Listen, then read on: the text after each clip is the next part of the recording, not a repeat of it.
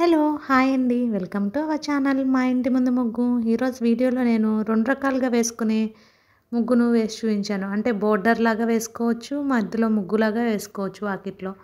ఒకసారి వీడియో చివరి వరకు చూసి మీకు నచ్చినట్లయితే కనుక వీడియోని లైక్ చేయండి. శుక్రవారాలు, మంగళవారాల్లో ఇలాంటి ముగ్గు బోర్డర్‌ను చక్కగా ముగ్గుగా గానీ, లేదంటే బోర్డర్‌గా గానీ వేసుకుంటే చాలా అందంగా ఉంటుంది వాకిట్లో.